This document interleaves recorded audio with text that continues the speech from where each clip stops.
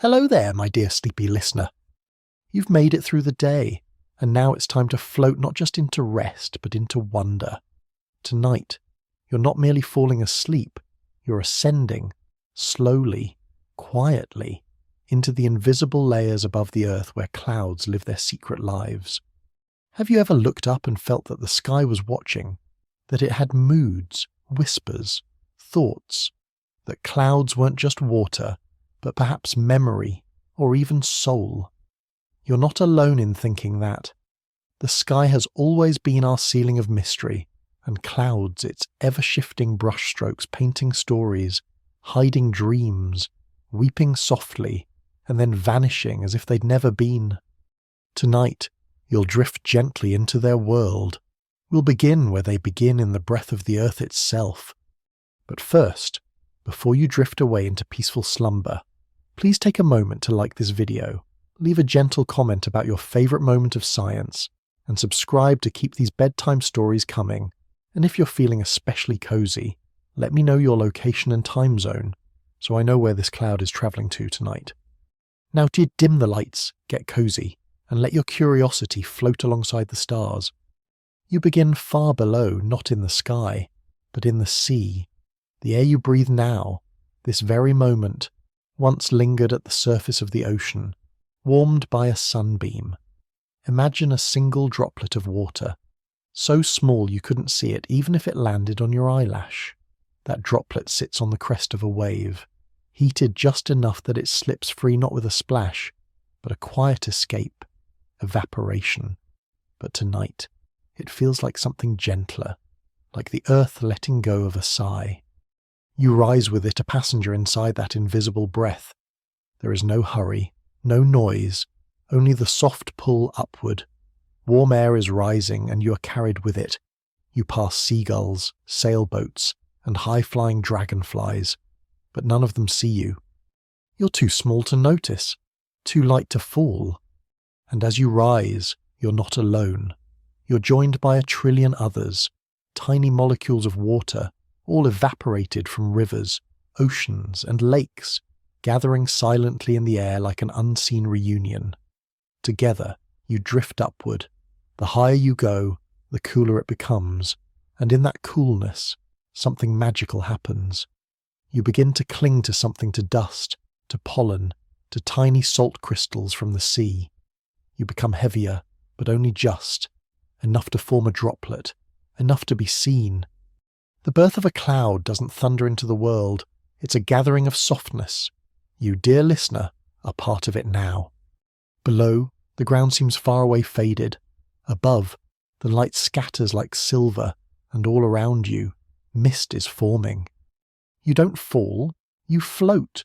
There is no up, no down, only togetherness, a communion of vapour. This scientists call condensation, but tonight, it feels like belonging. Your droplet shivers, cooled by the air. It huddles into others. You begin to lose your edge, blur into the mist.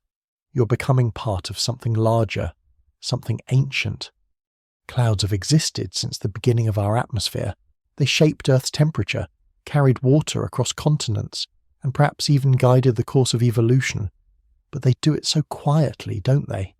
No speeches, no footsteps, just drifting. And now, you're part of that silent movement. The cloud you're in isn't big yet, not dramatic, not the kind to star in paintings or chase across the evening news. It's a low, quiet one, a forming veil. Some clouds stretch like cathedrals, others crouch like fog, hiding secrets just above the ground. But yours is somewhere in between, a soft traveller. It's strange to think that something so vast is made of things so small. Each droplet, each ice crystal, floating beside you, they're like the letters of a poem, written in the air. And yet, together, you shade forests, water crops, reflect sunlight, and calm the soil. Yes, you are part of a living sky. As you continue drifting, a thought rises with you. Why do clouds take the shapes they do? Is it only physics, or could it be something else, something more poetic? Some scientists still wonder why 2 clouds, born from the same air, can become such different beings, why one becomes a thunderhead and another a silver wisp like a sigh.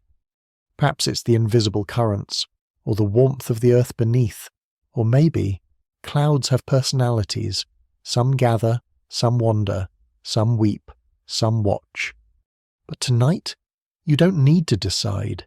You only need to float. The sun is behind you. The wind is gentle, and all around. Your fellow droplets shimmer, each one holding a little story, a little starlight. You are part of the breath of the sky, and your journey is just beginning. The sky's beginning to change around you, not in any dramatic way, no sudden burst, no flare, just the slow blooming of light behind the earth's curve. Dawn is arriving, but not for everyone, not yet. The mountains below are still sleeping, their peaks wrapped in you and your cloud companions, like scarves of sky. You feel yourself settling now, descending not from gravity but from hush. The warmth that lifted you from the sea is giving way to a softness. The world below begins to cool as night releases its grip, and the first golden light tiptoes across the highest trees. You are mist now, low, gentle. What scientists call stratus, the Latin word for layer. You stretch thin across the hills, not to hide them, but to bless them, to give them one more hour of stillness before the world begins its noise. You are not alone. Some of your sisters cling to the grass, becoming dew. Others drift just above the river, turning the water silver and strange. One wraps herself around a steeple, briefly making the town look like it's dreaming. As you pass through the folds of the forest canopy, even the animals seem to know this is not the time for movement. The deer pause in the meadow. The birds wait to sing.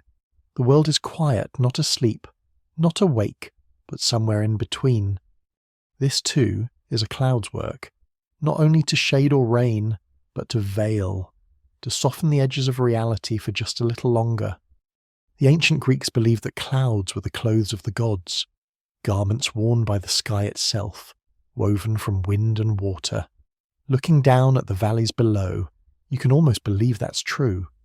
Your edges catch the first beams of sunlight, but instead of gleaming, they glow like something from inside you is being revealed.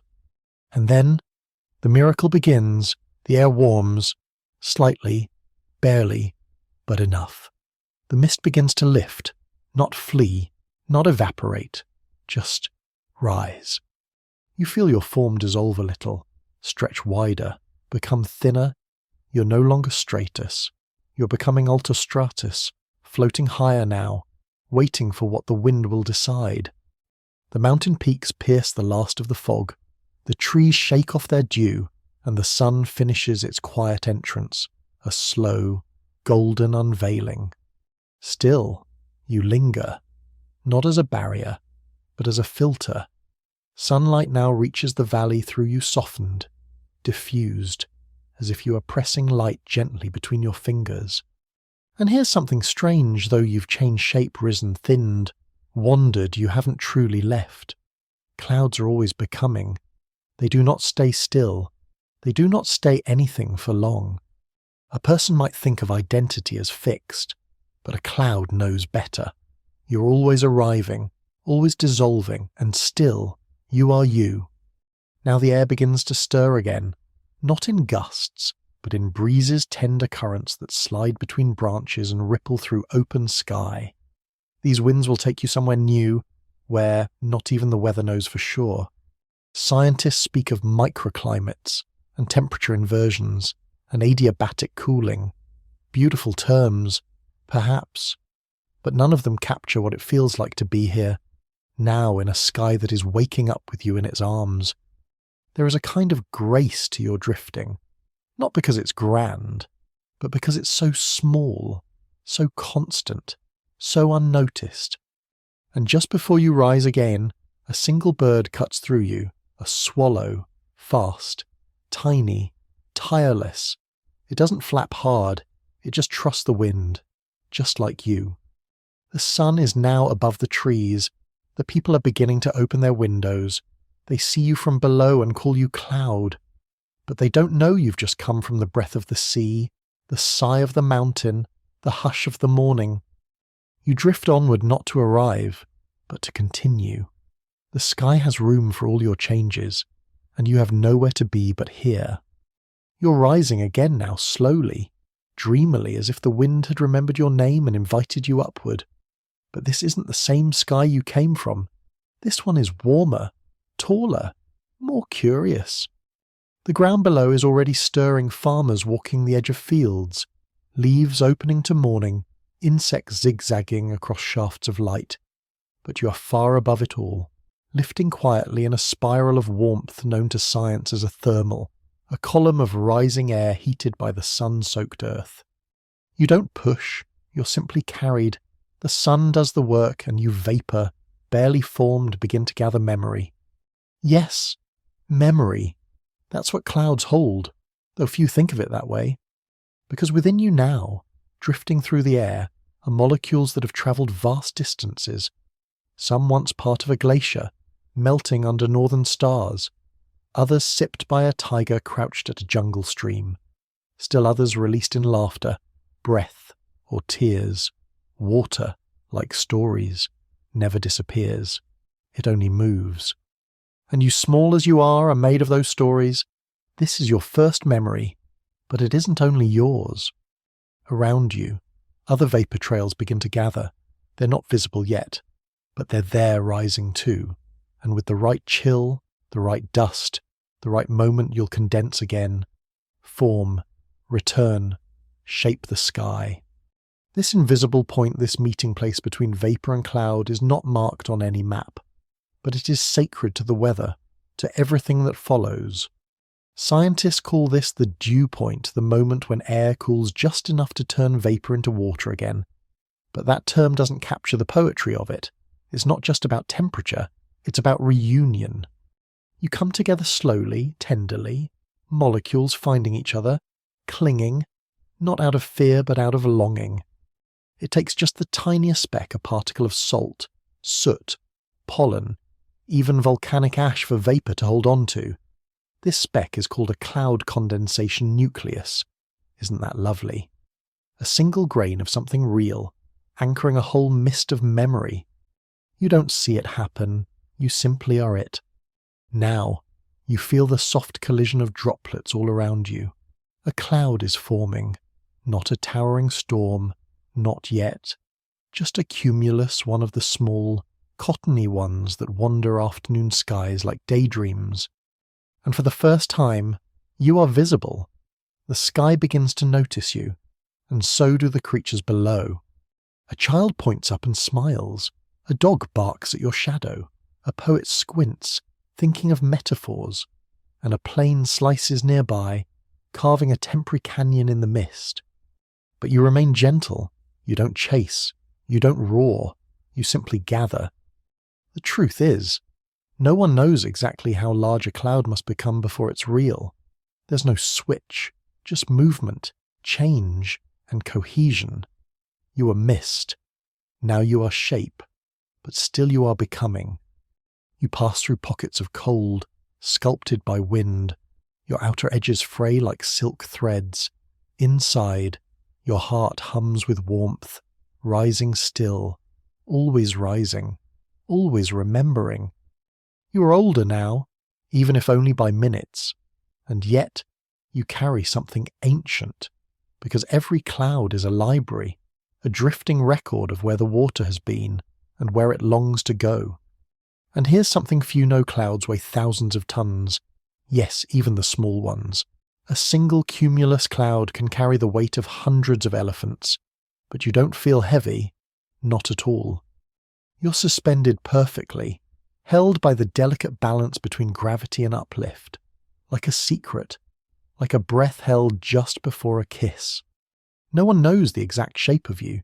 You shift with every gust, and yet, people will look up and say, "Look, a dragon," or "That one's a ship," or "It looks like a heart." They're all wrong, and they're all right, because clouds don't have fixed shapes. They have suggestions, invitations, riddles. You've become part of the language of the sky, and still you drift. Somewhere far above, Another cloud has begun to tower, pushed by powerful air. Its memory is different than yours. Yours is soft, horizontal, like a lullaby stretched across the afternoon.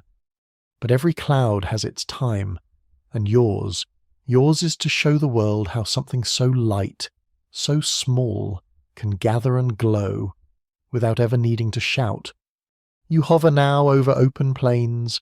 Below, sunflowers turn their heads toward the light, and above, the sky opens like a book, and you, dear dreamer, are one of its first pages. You hover now, not as a single droplet, but as part of something larger, a shape that stretches across the sky like a soft thought that hasn't yet been spoken. The wind has found you. But this wind isn't loud or cruel. It doesn't tear or roar. It's an artist, and you are its medium.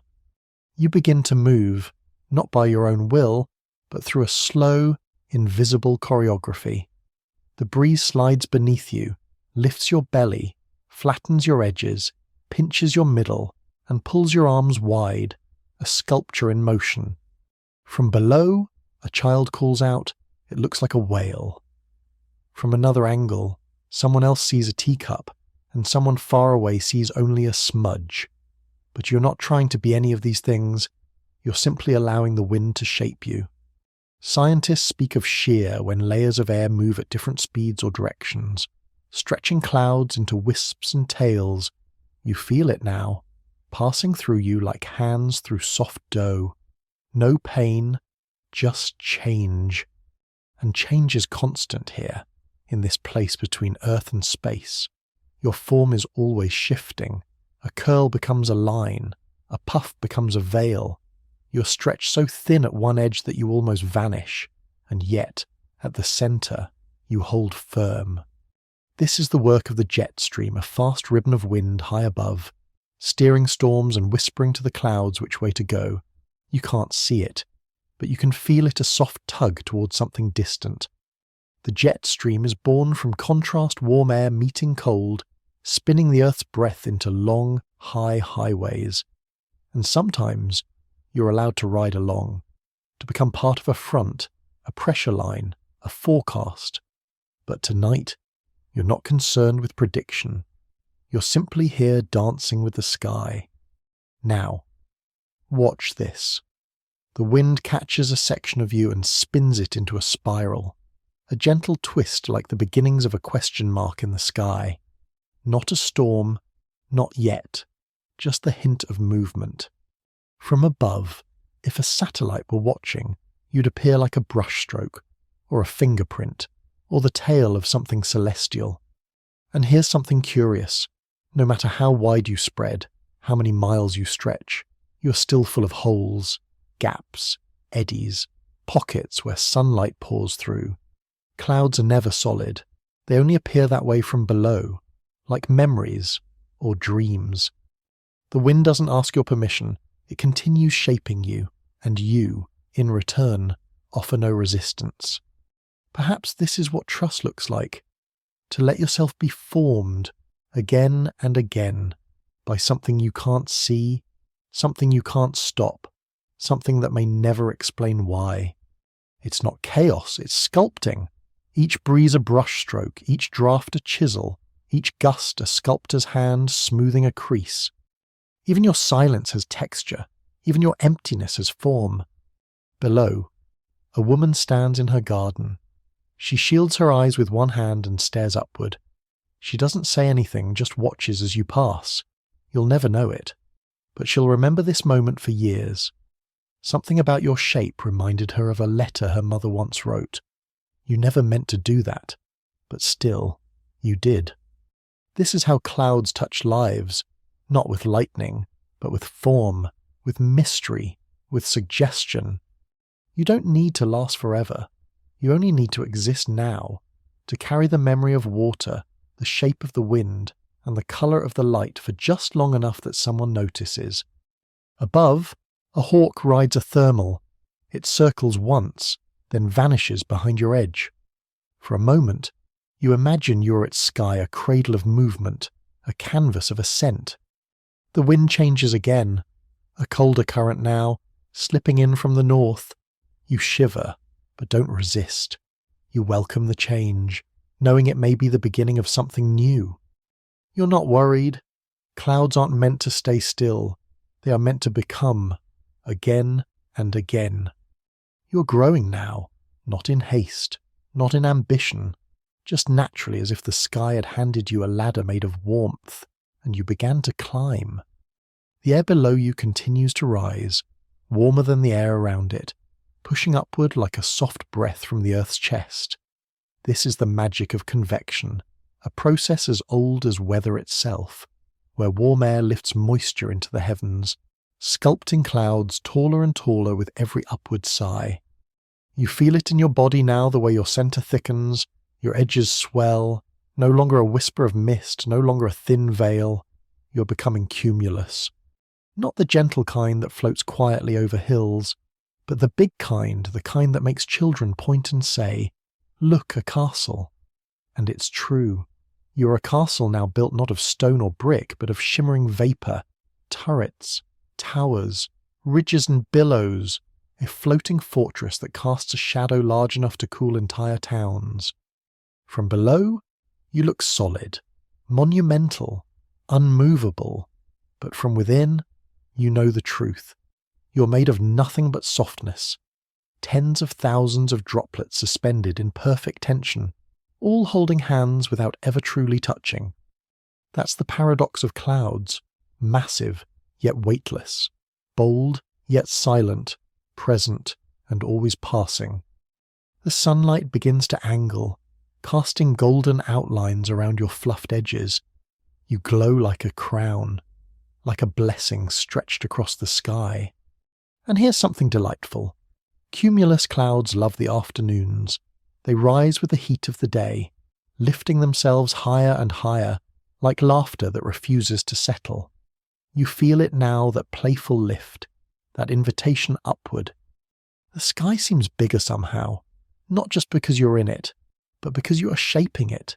Your shadow dances across meadows, your belly turns silver, and deep within your core, tiny crystals begin to form. This is how precipitation begins, not with thunder, not with urgency, but with a quiet cooling, a single droplet bumping into another, and another, and another.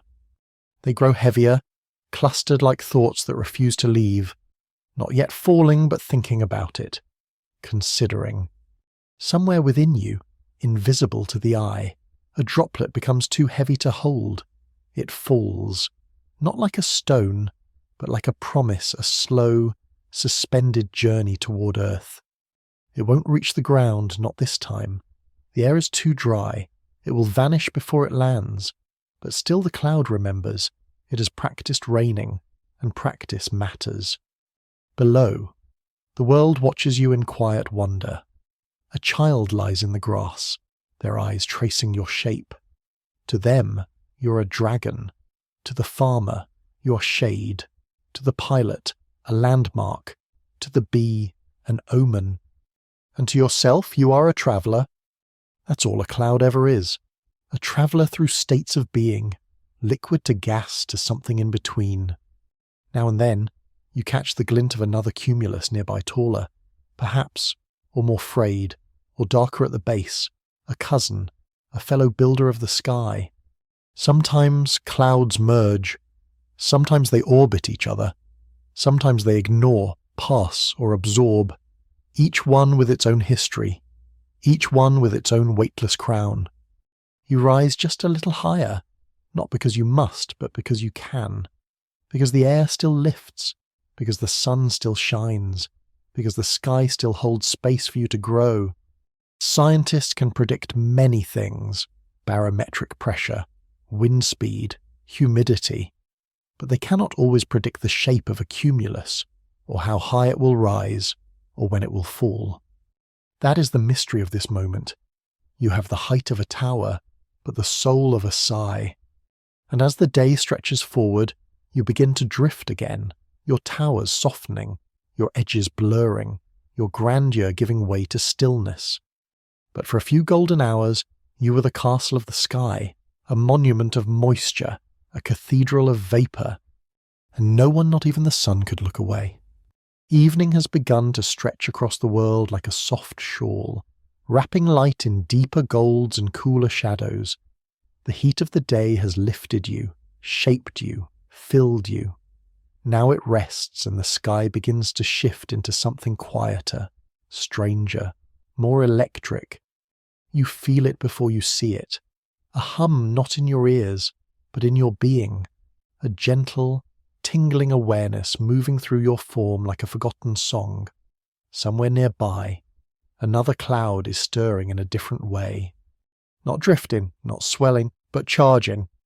It begins with collisions, tiny droplets and icy crystals bumping and brushing past each other inside a tall cloud. A spark here, a shimmer there, and suddenly energy is building, silent, invisible, waiting. This is how lightning begins, not with fire, not with fury, but with friction. You are not the cloud that will carry the strike tonight, but you are close enough to feel the whisper. And then, in the distance, a flash. Soft, white blue. So quick you almost wonder if you imagined it, but no, it was real. Lightning. The sky blinks, and for a moment, everything is revealed. The contours of distant mountains, the outlines of neighbouring clouds, even your own faint shadow, stretched across the twilight. You don't flinch. You don't run. Clouds don't fear lightning. They carry it, cradle it, learn from it. Scientists still marvel at how charge separation happens inside a thundercloud. The lower regions become heavy with negative energy, the upper parts lighter and positive, and eventually the imbalance is too great, so the sky reaches out, downward, sideways, across itself, searching for connection. The bolt that the world sees is just the final act. Before it, hundreds of invisible channels form little leaders of light, branching and probing. Only one will complete the path, and in that moment, the sky will speak. But here, in your gentle corner of the heavens, there is only the echo. No thunder yet, just the faint buzz of atmosphere adjusting itself. You float still, watching the show. It's not violent. It's not even loud. It's sacred. A ceremony of air. Another flash, brighter this time. It forks across the clouds like a handwritten signature, the sky signing its name. Below, the world reacts. Birds pause mid-flight. Cats tilt their heads at the window, and a man on a porch murmurs, "Storm's coming." But you, dear cloud, are not the storm. You are the observer, the page on which the electricity dances. And yet, you too hold a little charge now. You feel it on your edges, that faint vibration, like being brushed by static from a wool blanket in winter. A cloud doesn't need to thunder to be powerful. Even the quiet ones, the watchers, the drifters hold energy, in moisture, in movement, in memory. Some scientists wonder why lightning travels in such strange patterns, why it forks one way, then another, why it jumps between clouds, why it sometimes comes up from the ground instead of down. There are theories, yes, but no perfect answers, and in that mystery you find peace. You don't need to know where lightning begins, only that it begins. And here's something lovely: lightning doesn't always lead to rain. Sometimes it passes through a cloud and simply leaves. No downpour, no roar, just a flash, a breath, a moment. You continue drifting now, cooler than before, your vapour tingling softly from the distant display. Night is arriving, and with it, a new kind of sky one where clouds become silhouettes, and stars begin to peek through the seams. But before you let go of the light entirely, one final bolt arcs across the horizon, far away, beautiful, harmless, a whisper of lightning. Night settles gently, not as a curtain dropping, but as a deepening hue, indigo folding into charcoal, lavender dissolving into ink.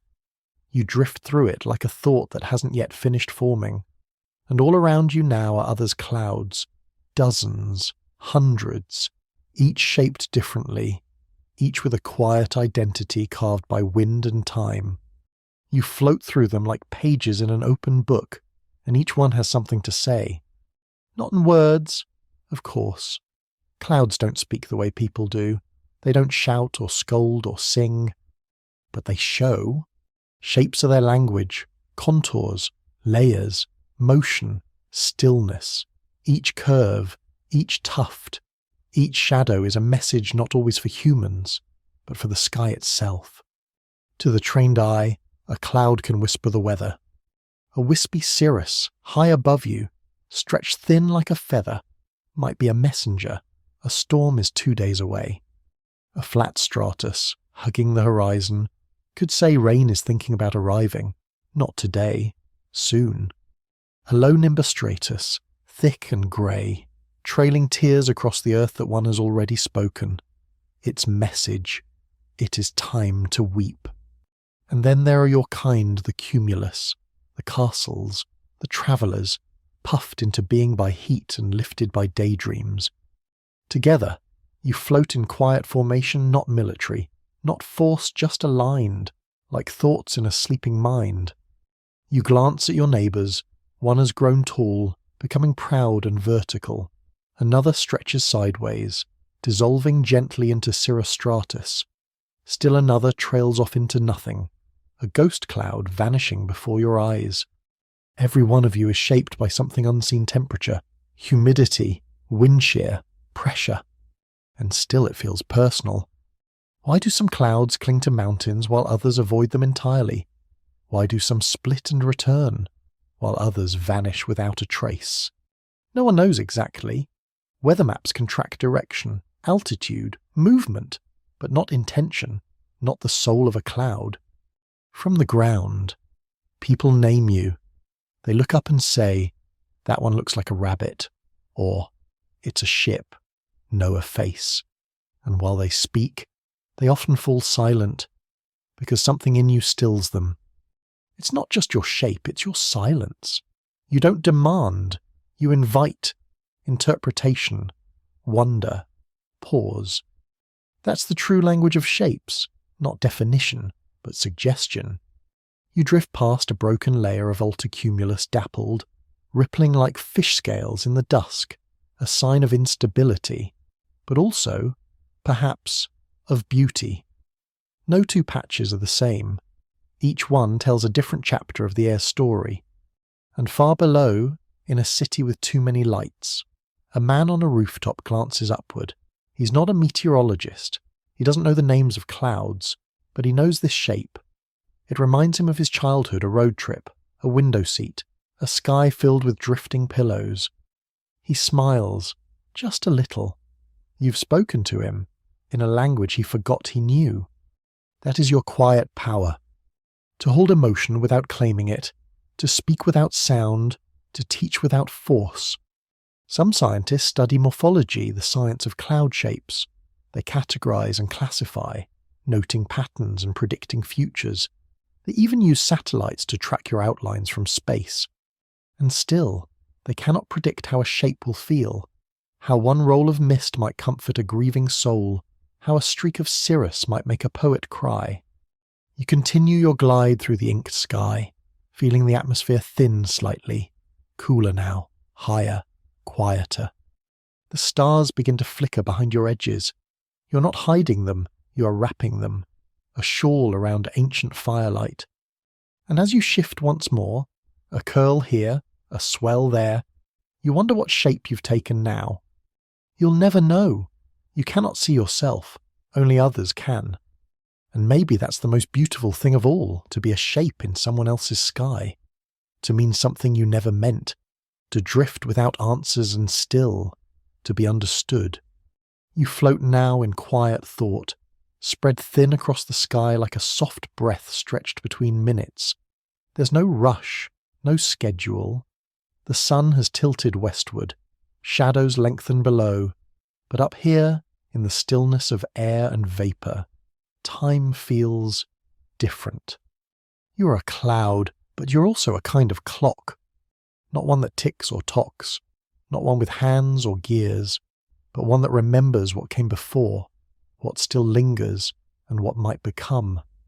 Within you now are millions, perhaps billions of water droplets, some newly risen from a jungle stream, others long travelled, perhaps exhaled from the lungs of someone laughing 3 continents away. Each droplet is a tiny capsule of memory, a traveller between states. And here is the quiet miracle. Not all of them will stay. Some will fall, some will drift, some will vanish before they ever touch Earth again. Because clouds are made of uncertainty, of suspended decisions.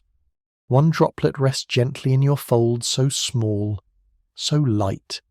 It has gathered mass, slowly, delicately, like an idea coming into focus. It trembles at the edge of falling, but not yet. It might rise again, it might meet another droplet, merge, grow heavy, or it might simply evaporate, disappear into gas, into nothing, back into waiting. This balance, this dance between holding and releasing is the secret rhythm of clouds. People below look up and ask, will it rain? Will it clear? Should I bring an umbrella? But you don't know. Not really, because you are not planning. You are being. And that too is a kind of time. The time between before and after, the time of now. Meteorologists will speak of relative humidity, condensation rates, adiabatic lapse, fascinating truths that define how you hold your form. But they cannot feel what you feel, the weight of almost rain, the hush before descent, the patience of suspended water. You drift above a forest now, one that has seen centuries pass beneath its canopy. Oak, birch, pine, trembling as evening wind stirs their crowns. You know this forest. You've rained on it before, or perhaps your sisters have. The cycle is too old to trace, too vast to name. And in that thought, you hold something profound continuity. Because clouds are not singular. You were mist this morning. Tomorrow, you may be fog, snow, or dew. You may vanish into wind or settle as frost on a distant windowsill. But you are always becoming. That is how you hold time, not by marking its passage, but by moving within it. Every moment within you is a decision not yet made, and that too is beautiful. Below, a river coils like a silver ribbon. Its surface reflects your underbelly, soft and grey, like wool stretched thin. A heron glides just beneath you, unbothered by your shadow. It knows your moods. It knows you might bring rain, or not. In the distance, a bell rings from a village tower and 7 chimes, a reminder that time is passing for those below. But you feel no urgency. The sky has no clock, only flow. And while others count hours, you measure conditions, warmth, wind, density, drift. The droplet nestled in you has made its choice now. It joins another, and another, a chain reaction of softness. But it does not fall. Not yet. The air below is still dry, still hesitant. So the droplet stays, held in suspension, part of your secret time. And you remain the clock that never ticks, the moment that never lands, the poem that floats just beyond comprehension. Perhaps one day that droplet will fall, it will strike a leaf, feed a root, begin again. Or it will rise once more and return to sky. For now, you hold it, as gently as memory holds a dream, neither past nor future, just here, just now. You are full now, not just with moisture, but with the weight of moments. The day has ripened, the air has softened, and somewhere deep within your layered breath the first droplet lets go. It doesn't fall all at once. It pauses suspended at the edge of becoming, and then, quietly, it releases. Down it goes, not like a stone, not like a plunge, but like a farewell, a soft parting, gentle and clean, as if the sky were sighing. That drop, that perfect round whisper, is not new. Its molecules are old, ancient, even. They have lived many lives, been part of ice and oceans, clouds and rivers, lungs and leaves. Perhaps they once danced in the belly of a cloud over a forgotten sea. Perhaps they shimmered on the surface of a lake where something with scales once sipped in silence.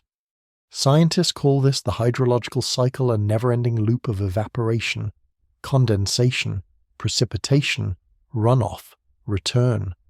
But you know it as memory, as music that plays again and again, changing with each refrain, but always carrying the same notes. This droplet now falls through your body, gathering speed, thickening slightly as it merges with others on its way. You feel its departure not as loss, but as release. You've held it long enough. Below, the world reacts. On the roof of a barn, the droplet taps, soft, precise. Then another follows, and another. Soon, a rhythm is born. A language of rain. On the window of a cottage, the droplets make trails, each one bending slightly, sliding beside others, crossing paths like ink on glass. And beneath the trees, the first drops kiss the soil. The scent rises instantly, earth warmed by rain.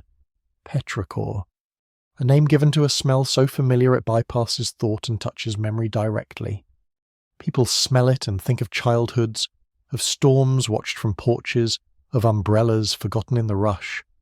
You've done that. You've given that. The drop you released is now part of a story it doesn't know, falling into puddles, running down gutters, feeding moss in forgotten corners. And still, you rain, slowly, gently. This isn't a storm, it's a reminder that the sky gives back, that water returns. Not with noise, not with power, but with grace. Some droplets fall on stone, never sinking, just skimming the surface, waiting for another chance. Some fall into the open mouth of a flower, drawn in, held, transformed into nectar. Some fall into rivers that haven't seen rain in weeks. They are welcomed, even worshipped. Others fall unseen, into cracks, into silence, where no one will ever witness them. But each one still matters. You release them not to be noticed, but because it is time. Even now, other droplets within you hesitate. They feel the pull of gravity, but the air is thick, still uncertain. They will wait, because clouds do not empty all at once. They are not buckets. They are memories unwinding. And just as some memories are quick to leave, others take longer. They need warmth, or cold, or stillness. One by one they choose. You are the vessel for their choosing. You may never know where each droplet lands, or if it becomes a flood or a whisper, but you trust the cycle, you trust the fall. And here's a lovely thing: water doesn't age. It changes, yes, but it doesn't grow old. The rain falling now could have once been part of a glacier that held the world in silence, or the breath of a wolf beneath northern lights, or the last dew on the first flower that ever bloomed. And now, here it is falling gently through your skin, returning to earth, beginning again. Rain remembers, and you, dear cloud, are its storyteller. You've moved far now, carried on currents you never questioned. Below you lies not land, but ocean vast, open, breathing, and above it, something extraordinary unfolds. Not a single cloud, but a forest of them. You're entering the realm of the stratocumulus low, broad clouds, packed close like lily pads floating just above the sea. At first glance they seem flat, but within them, motion, texture, life. You drift among them gently, as if wading through soft foliage. Each cloud is a broad leaf shading the water, regulating the earth's warmth. Together, you form a floating canopy, a sky garden that stretches for hundreds of miles. Few people look up at stratocumulus and feel awe. They're not dramatic. They don't tower or crackle.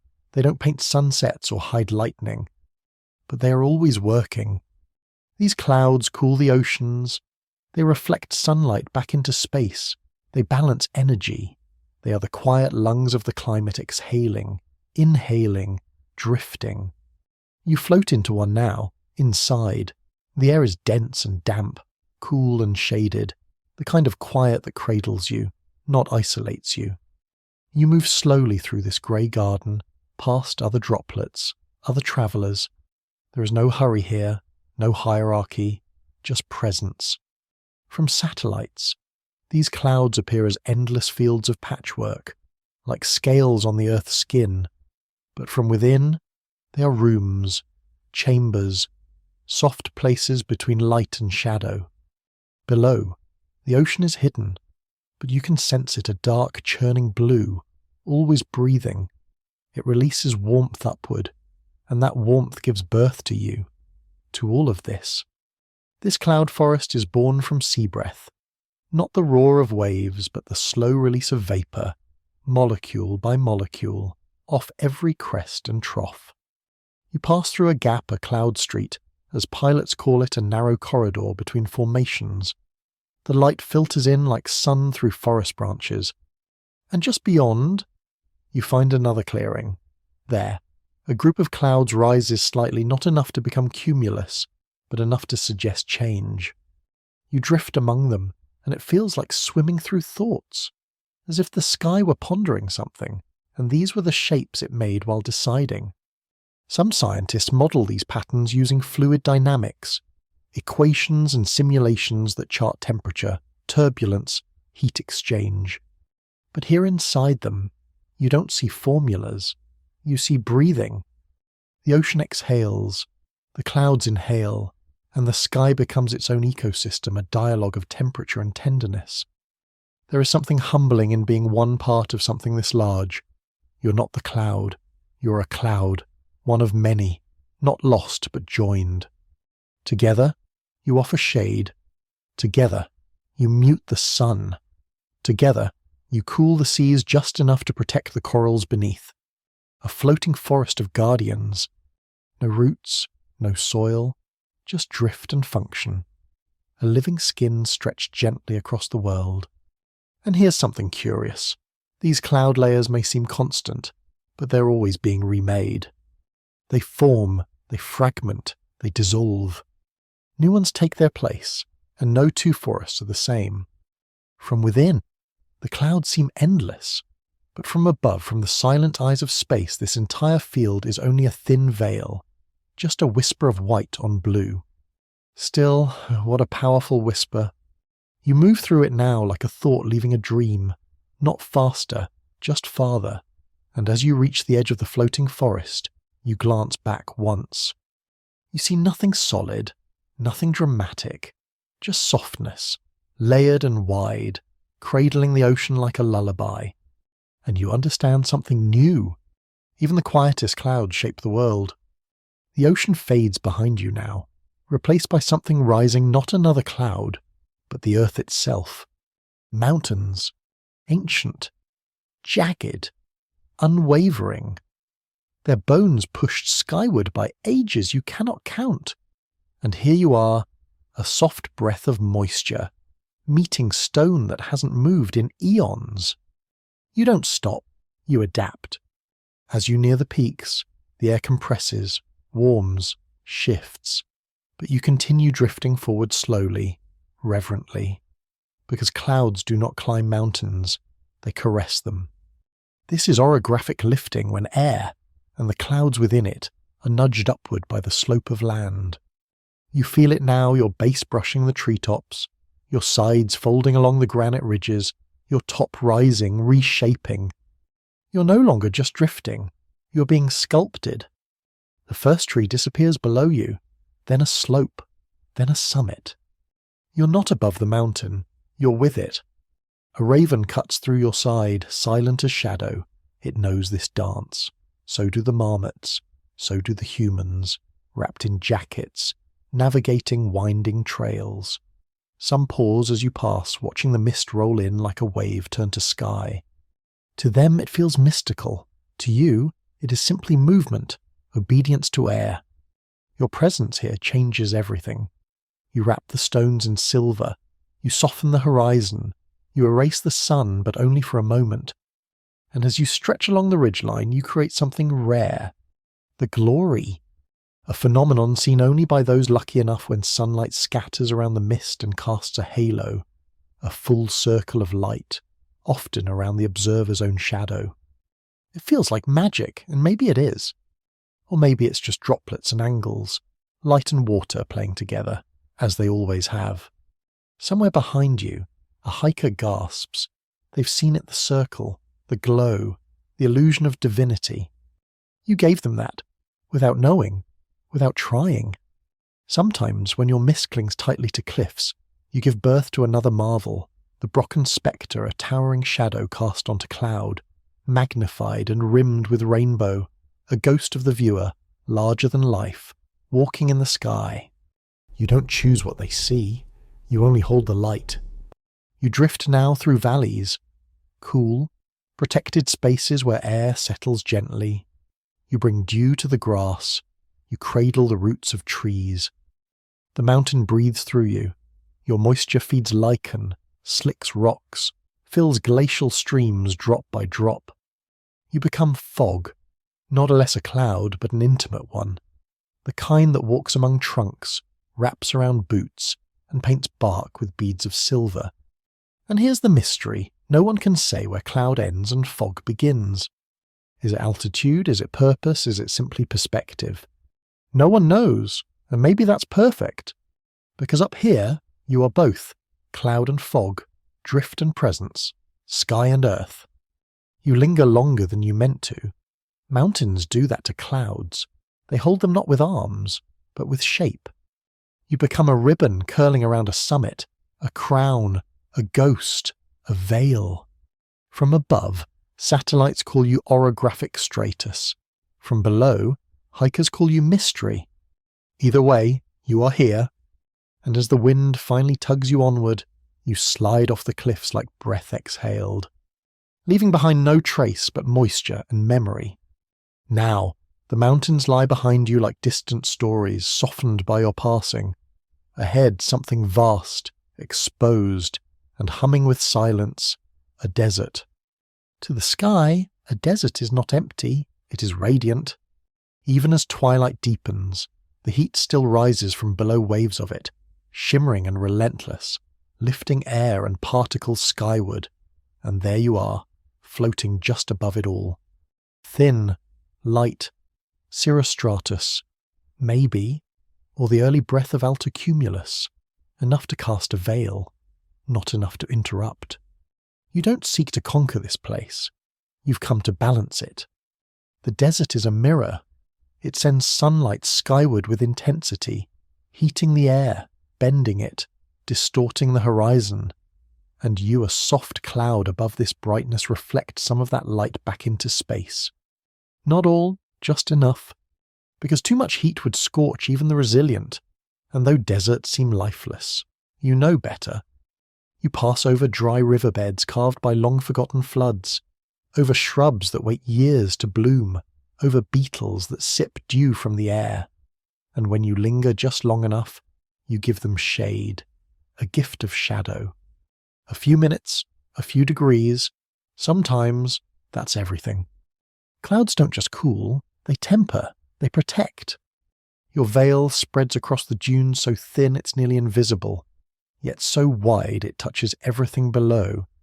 And here's the marvel, even a whisper of moisture in this sky can ripple through entire ecosystems. Some insects sense your arrival and surface. Certain plants tilt slightly, responding to the lowered intensity, and deep underground, seeds that have slept for decades begin to stir not because rain is coming, but because you are. Scientists once thought deserts had too little water for clouds to form, but they've learned better. Now they study virga rain that falls from high clouds, but evaporates before it reaches the ground. You might form some tonight, not enough to touch the soil, but enough to scent the wind, to darken the sky, to whisper a promise. Even virga is sacred here. The animals look up. They don't know the names of clouds. They only know the sky is softer than it was, and that's enough. You move with grace across mazes and dunes, your shape elongated by the last light of day. From far below, a caravan passes. One traveller lifts their eyes, sees your pale drift across the coral-pink sky, and smiles without knowing why. Perhaps it reminds them of something, a memory just out of reach, a story their grandmother told, or a feeling of being watched over. You never intended to be meaningful, you only meant to be, but sometimes presence alone is profound. You drift over salt flats, where light bounces twice up and down and the horizon bends. Here, your reflection joins you, a mirror cloud, inverted beneath your feet, not made of air, but of mirage and moisture. You appear to float above yourself, as if the sky were doubling down on beauty. Somewhere behind you, wind begins to gather. It combs the sand into lines. It lifts the lightest grains into motion.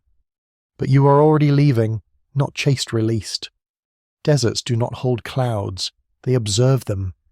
And as you move on, the sun finally dips below the world's edge. Your underbelly turns gold, then copper, then violet, and in your soft departure you leave a cooler silence behind one that helps flowers open, insects call, owls stir. You have not changed the desert, but you have touched it. And it, in turn, has added to your journey, made you a little warmer, a little wiser, a little more aware of how much light even a cloud must learn to carry. The air is different here. Heavier, though it carries you. Quieter, though you feel the pressure rise. This is not the gentle drift of earlier skies. This is something coiled, something waiting. You're inside a cumulonimbus now, not visiting it from the outside, but part of it, woven into its breath and rise. This is the tallest of clouds, the stormbringer, the one that reaches from the Earth's belly to the edge of the stratosphere. They call it the anvil cloud, because its top flattens out under pressure slammed against the tropopause like a wave stopped mid-crest. From the ground, it looks like a mountain of air. From the sky, like a slow explosion. Inside, it's alive. You feel the currents now, updrafts strong enough to lift hailstones, downdrafts fast enough to shake the feathers from a bird. It is chaos, and yet, within the chaos, rhythm. Warm air rises, carrying vapor high until it cools, condenses, and releases energy, heating the air and lifting it again. It's a feedback loop, a breath that feeds itself. This is latent heat release, a quiet term for a powerful truth that water-changing form can move mountains of sky. No engine, no fire, no wires, just change, gas to liquid, liquid to ice, and all the while, the air moves faster. You feel the pull of it. You, who once drifted peacefully over seas and forests, are now part of a storm's imagination. Lightning begins deep within. You don't see it yet, but you sense it, building in the friction of droplets and ice pellets tumbling through the same narrow columns of air. The pressure tightens, the silence grows, and then a flicker. Not outside, inside you. A path of ionized air, a plan forming in the cloud's electric mind. Scientists have studied these clouds for generations. They've flown planes into their cores, launched balloons, measured wind speeds and pressures in their electric fields. And still they cannot predict which cloud will bloom into thunder. Not exactly. Not always. Sometimes two clouds seem identical, yet one unleashes hail, while the other just drifts away in peace. They wonder, is it wind shear, is it moisture content, is it chance? Even the best simulations have their limits, because something inside clouds resists certainty. You feel it now, a pull to become something greater, not in size, in intensity. You are swelling, thickening, gathering the voices of other droplets, but not yet releasing. The storm is not immediate, it's inward. Even as the anvil forms above you that wide, flat crown spread across the sunset, there is still choice. Rain is not guaranteed. Thunder is not inevitable. A cloud may carry the power of a storm and never use it. That is its secret, and maybe its grace. Below, the world is still unaware, the grass does not yet bow, the birds are quiet, but not fleeing. The people glance up, and some grow uneasy. They feel the weight in the air, they smell the hush, but they do not know what the cloud will decide. You feel that too. You are part of it. And here's a beautiful irony. The storm, for all its noise and motion, is born from stillness, from the quiet convergence of ingredients, in just the right proportions, at just the right moment. Like a poem forming slowly, gaining rhythm, holding its breath, before the first word is spoken. You are that breath. You may unleash, you may dissolve, you may hover here forever, glowing in the twilight like a cathedral of vapour. Not knowing what will happen next is not failure, it is possibility. And tonight, you are full of it. There is no land beneath you now. No village, no forest, no river. Only ocean. Endless. Breathing. Quiet and immense, a blue so deep it no longer reflects the sky but absorbs it. And you, a solitary drift of cloud, float here in its company. Not near islands, not near shores, but in the wide middle of the world, where the sea forgets where it began. These are the clouds that no one watches. They form without witnesses. They evolve without names. They pass through dawns and midnights unseen by eyes, felt only by the currents of wind and water that raised them. The satellite might capture your shape a ribbon here, a swirl there, but the satellite does not dream. And clouds are made of dreams. This is where the earth breathes in patterns few understand. Ocean currents warm the air just enough, and moisture rises not dramatically, not suddenly, but like a sigh. The sky gathers it, cools it, folds it, and you, dear cloud, are born in a place no one will name. These clouds are remote not just in geography, but in understanding. You float over gyres, slow-turning whirlpools of sea. You drift above the invisible lanes where whales sing to each other and light sinks into silence. Here, marine stratocumulus rain flat, vast, and gentle. They stretch like worn parchment across the ocean's surface, holding the light, sifting the heat, quietly cooling the globe one soft shadow at a time. To many, these clouds are plain, featureless, forgettable.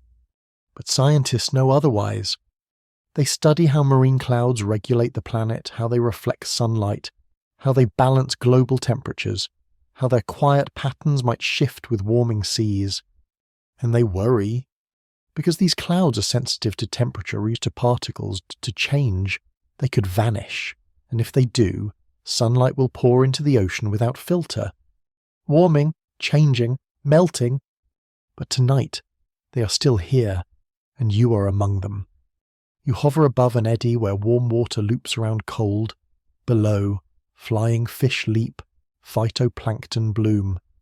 And somewhere, a deep ocean current begins its 1,000-year journey, carrying cold across the globe. You are part of all of this. Though you never touch land, you touch the world. You don't fall, you don't rain. You simply exist, holding light, casting shadow, calming the air, cooling the skin of the sea. Occasionally, another cloud brushes past, no greeting or no departure, just drift. You feel no need to hurry. No wind pushes you. The stillness is its own movement. Far below, a ship appears, a single trail of wake stretching back for miles. Its deck lights glow faintly. A crewman glances up, sees your outline in the moonlight, and thinks, a soft sky tonight. And that is enough. You have been seen. Not measured, not studied, just seen. And as the ship vanishes behind you, you continue your slow journey across the water, part of an invisible pattern that has always been. A floating secret, a gentle guard, a sky witness over the sleeping ocean. The sun begins to dip low now, not sharply, not hurried, but in a long exhale that turns the sky to poetry. And you, once thick with mist and shadow, have become something new, a trace. Your body thins, your edges blur, and the warmth that once lifted you now cools into silence. You are high now, perhaps 6 or 7 miles above the earth, where the air is cold enough to freeze your breath into crystals. You're no longer droplets, but lacework threads of ice, spun across the stratosphere. Cirrus, wisps, streaks, trails, like hair combed by a sleeping god. And something begins to happen not to your shape, but to your light. The sun, nearing the horizon, dips beneath you, and suddenly your ice begins to glow. First a soft peach, then gold, then a flash of rose, of amber, of deep flame that dances through your wisps like ink in water. From the ground, people stop what they're doing, even the distracted pause. Look at the clouds, someone whispers, and they do. Because now you are not just a cloud, you are a canvas. The atmosphere bends the light, a process called Rayleigh scattering, where shorter wavelengths like blue and violet are dispersed, leaving behind the long, burning notes of orange and red, and your ice crystals catch them like tiny mirrors, each one a shard of fire, each one a colour the sky doesn't often share.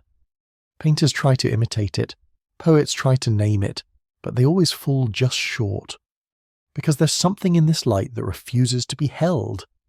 You stretch longer, drifting slowly across the upper sky, and with each minute, you shift in hue. Lavender, blush, copper, then finally a deepening indigo at your edges as the sun slips farther from view. You're barely there now, a breath, a suggestion. And yet, you've left something behind, or not the loud kind, not the kind that shouts or stuns, but the quiet kind that wraps around the heart and leaves the soul slightly opened. No one saw you form, no one heard your rise, but they saw you shine, and that's enough. You glide now in the last light, feeling the temperature drop, the wind slow. Below you stars begin to spark into view, not all at once, just one, then another, like memories returning. The earth rotates, pulling the sun farther down, pulling you into shadow, and your brilliant palette begins to dim. You do not mourn it. Light was never yours to keep. You held it as long as you could, and now you let it go. That is what clouds do. They don't own beauty. They simply carry it for a moment, and then they move on. Now, as night swells across the sky, you dissolve even further, becoming so thin you're nearly invisible. But if someone looks just right, just long enough, they'll still see you, a pale thread across the stars, a ghost of colour still clinging to ice. And they'll remember not just what you looked like, but how they felt. And in that feeling, your light remains. Darkness arrives not with a crash, but with a hush. The last streaks of colour dissolve behind the curve of the world, and the sky settles into a velvet stillness. You no longer burn with colour. You no longer stretch high above the earth. You have grown smaller now, softer, nearer. You drift low across fields and forests, gathering coolness in your body, feeling the breath of the land pull you downward. And slowly you begin to let go. Not with rain, not with thunder, but with something gentler still due. The air near the earth cools more quickly than you, and in that quiet exchange, your vapour becomes touchable again. You return to form not as cloud, but as water. One by one, your droplets settle on the curve of a petal, on the blade of a sleeping wheat stalk, on the rooftop of a farmhouse, on the back of a beetle tucked beneath a leaf. This is how night drinks. Not from storms or downpours, but from the exhalation of clouds, a quiet misting, a blessing. You do not fall, you become. This is called condensation, but here it feels more like arrival, the returning of sky to soil, the closing of a circle. You, who once floated over oceans and deserts, now rest in a garden. You do not wake the flowers, but they feel you. Their pores open ever so slightly, absorbing your moisture with reverence, a drink without sound. The animals feel it too. A fox pads through the grass, its paws darker where your dew touches them. An owl watches from a branch, its feathers shimmering faintly from where you've kissed them. Even the spiderwebs strung like lace between fence posts glow with your silver traces. You're everywhere now, and nowhere. The people inside their homes will never know how many droplets passed from cloud to leaf in the hour after sunset, but they will wake to windows glazed with silver, lawns soft with wet shimmer, and breath rising visible in the cool morning air. And maybe they will call it a dewy morning, as if it happened without intention, as if it simply arrived. But you are here. You are here. The sky is not above them now, it's around them, wrapped in branches, coating bark, settling into stone. There is no need for grandeur, no need for lightning or spectacle. Because even the smallest droplet remembers the clouds it came from. Even the dew has stories of evaporation, of sun, of drift and return. You linger now, thin and low, barely a mist, barely anything at all. But still you touch everything. You no longer look like a cloud, but in your stillness, in your giving, you are more cloud than ever. Night deepens, coolness thickens, the air hums with the breath of trees and crickets, and somewhere, beneath a quiet bush, a child stirs in sleep wrapped in a blanket, a window cracked open. They do not know it, but you are resting on their windowsill, a drop so small, so still, it could be a tear, or a prayer, or the soft hand of the sky, tucking them in. The earth has turned fully now, its face bathed in moonlight. The world below is a hush of silhouettes and sleeping breath, and yet above it all, you rise again higher than most clouds ever go. This is not the familiar sky. This is the mesosphere, a cold, thin realm near the edge of space, where air forgets how to hold heat and time seems to float. You're no longer a common cloud. You have become part of a rare, luminous sisterhood, the noctilucent clouds. Their name means night shining, and that's exactly what they do. They glow not with light of their own, but with the sun that has already set. Long after Earth is in shadow, these clouds so high above still catch the rays, and in doing so, they shimmer like ghosts of silver, woven from the edges of dreams. You drift among them now, so thin you might not feel real, so high you're brushing against silence. Here, water vapour is nearly non-existent, and yet, against all odds, ice crystals form. Tiny, delicate, perfect, clinging to dust from meteors. Yes, meteoric dust. Because even space leaves traces in the atmosphere, and the clouds that glow above the poles in summer are built upon the ashes of falling stars. You are part of that now. You pass beside a band of noctilucents, watching as they ripple faintly in the mesosphere wind. They don't form shapes like cumulus or stratus. They shimmer like silk, like breath exhaled across glass, like light remembering how to move. No planes come this high, no birds soar here, only rockets and wonder. Astronauts have seen these clouds from above, glowing along the limb of the earth like threads of silver sewn into the blue-black fabric of night. And when they return, they speak of that sight with reverence. Even the sky, it seems, has edges it saves for dreamers. You drift slowly, never knowing if you'll stay this high. It's cold here, colder than any place on earth, colder than memory, colder than light. But you don't freeze, you crystallize. You become something so delicate, so weightless, that gravity forgets about you for a while. You're carried not by wind, but by conditions, thin layers of motion, gentle waves of rarefied air. And as the moon casts its pale gaze across your frozen spine, you shimmer, not brightly, just enough. Just enough for someone, far below, to look up and think, what is that? And maybe they'll remember it for the rest of their lives. A sky that glowed at midnight, a whisper of silver, a mystery they couldn't name. You dear cloud are that mystery. No scientist fully understands how noctilucent clouds form, why they grow thicker some years, or brighter, or appear in places they never have before. Theories abound: global temperatures, atmospheric dust, subtle shifts in currents we cannot see. But perhaps the truth is simpler. Some clouds are born to be rare, to exist only when all things are just so, and even then, only for a moment.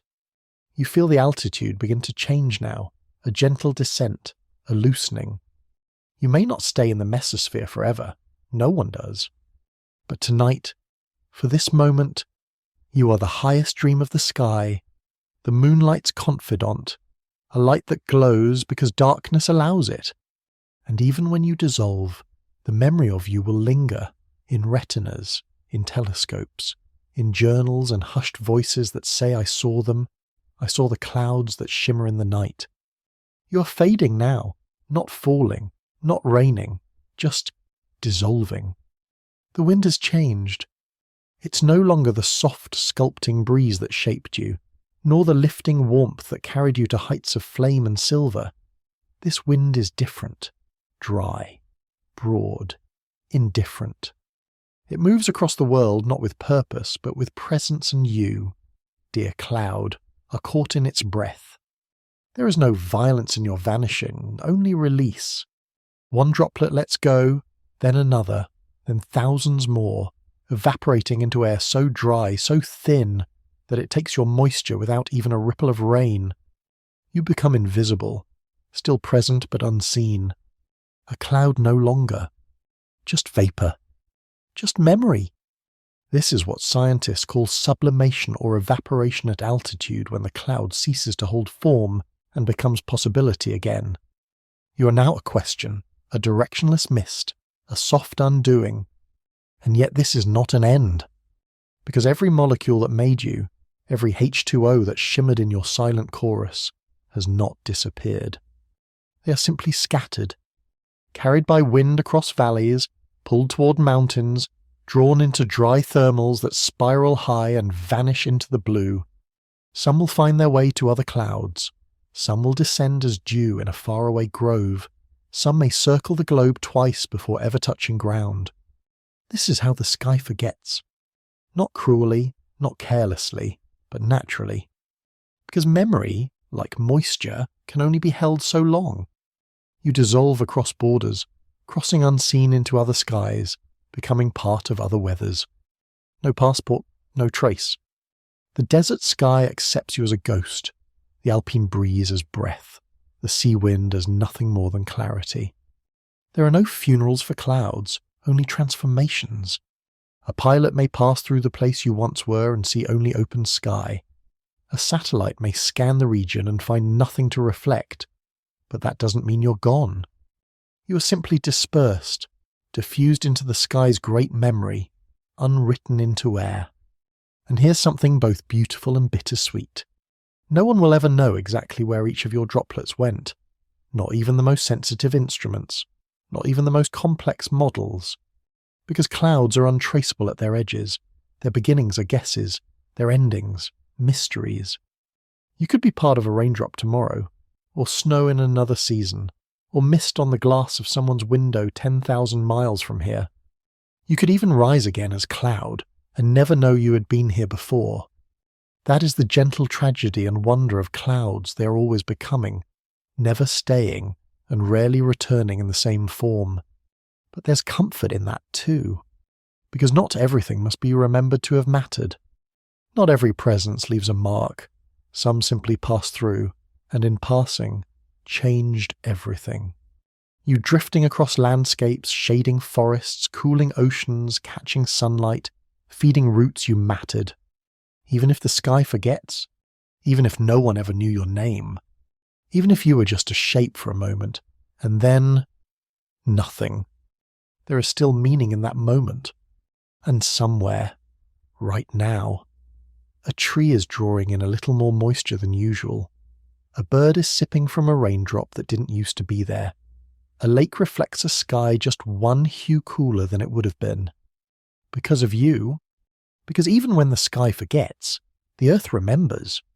Somewhere, in a quiet corner of the world, the first light of dawn brushes across a sleeping field, and there rising from grass still damp with memory you return. Not in grandeur or not in height, but in hush. You are fog now, low, pale, gentle, a breath that never left the earth, only waited for stillness, for darkness, for time. The sun has not yet risen, but the light is there silver, diffuse, uncertain.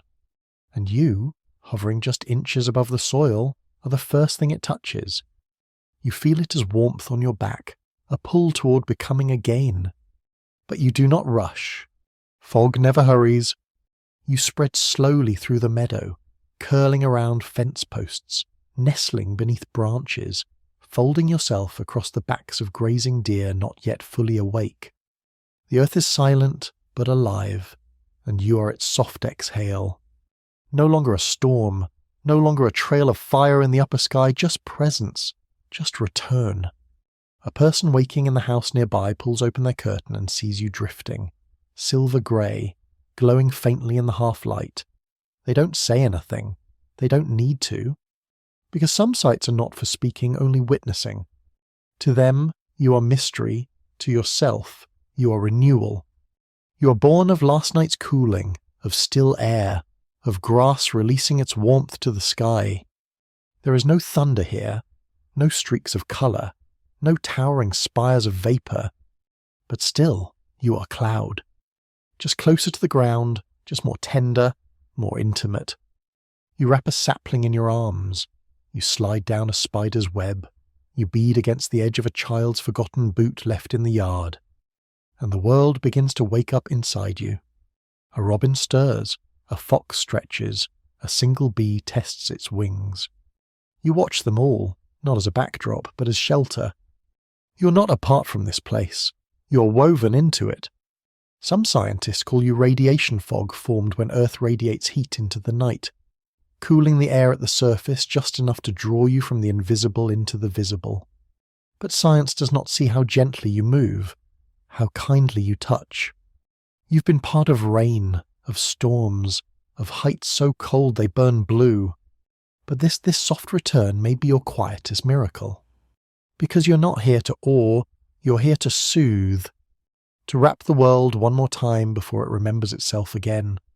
You feel the sun rising now, truly rising, not silver anymore, but gold, and slowly you begin to fade. You do not fight it. This was always meant to be temporary. But even as you vanish lifting from leaves, retreating from shadows, melting into morning, you leave something behind. Moisture, memory, peace. Because those who saw you, the deer, the birds, the people, will carry the quiet of this hour with them all through their day. And you, once again unseen, will rise into air warmed by light, beginning the journey again, not repeating it, not returning exactly, but becoming. A new cloud, in a new sky, shaped by what you've known and where you've been. Because that is what clouds do. They never stay the same, but they are always home to the moment. You've travelled far. From sea to summit, from heat to ice, from the edge of earth to the brink of space, and now you rest. The sky has cradled you, the wind has sculpted you, the sun has painted you, and now, in this moment of stillness, you let yourself simply be. No longer a towering giant, no longer a wisp chasing moonlight. You are the breath between thoughts, the shimmer between dreams, the hush just before sleep. Below you, the world quiets, the streets dim, the forests murmur, the oceans rock softly beneath their own tides. And you drift above it all, not as storm, not as message, but as presence. A soft sky being made of all the places you've passed, all the water you've held, all the light you've caught. You're a memory folded gently into air. And in this final passage of night, you lie down in the arms of the atmosphere, your form undone by stillness, your shape loosed into dream. No one sees you now, no radar, no eyes. But you feel everything. The temperature of stars, the pull of gravity, the weightless tug of potential. You're not rising. You're not falling. You're simply floating in the tender space between day and night, between memory and forgetting. A cloud at peace. A soul made of vapour. Somewhere far away, a child dreams of flying in their sleep. They stretch upward, and in that dream they touch you. They do not name you. They do not need to. They feel you, and that is enough. You've taught the sky how to hold water. You've taught the earth how to drink light, and now you've taught the stars how to rest. And as your edges blur and your breath slows and your vapour folds inward, you become something deeper still. Sleep. Not just a state, a clouded world, a place where everything returns without needing to be found. You've carried oceans, shaped mountains, lit the horizon on fire. But tonight, you are the lullaby of the sky. So lie down, let go, drift. The world below will turn without you. The stars will keep their vigil. You've done enough. You've been enough. You are enough. Let the sky carry you now. Let your memory dissolve into softness, into silence, into slumber. Take a deep breath, my sleepy traveller. You've wandered through the heavens tonight, through moisture and sunlight, through fire and frost, through the silent architecture of clouds. You've been held by the earth, lifted by warmth, shaped by air, and now you are safe. There's nothing more to learn right now, nothing more to become. You've already drifted far and gently, quietly. You've arrived here. This moment, this breath, this sleep. If your eyes are still open, let them fall closed like petals folding at dusk. If your thoughts still stir like breeze across leaves, let them settle like dew resting on blades of grass. You don't need to try. There is no trying in clouds, only being, only drifting. Let the quiet hold you. Let your body soften, your chest rise and fall like gentle weather, your mind release all shape, all need, all time. There is nothing to fear, nothing to do. Just rest, just breathe, just float. The clouds are still with you, not as shapes, but as softness, as rhythm, as calm.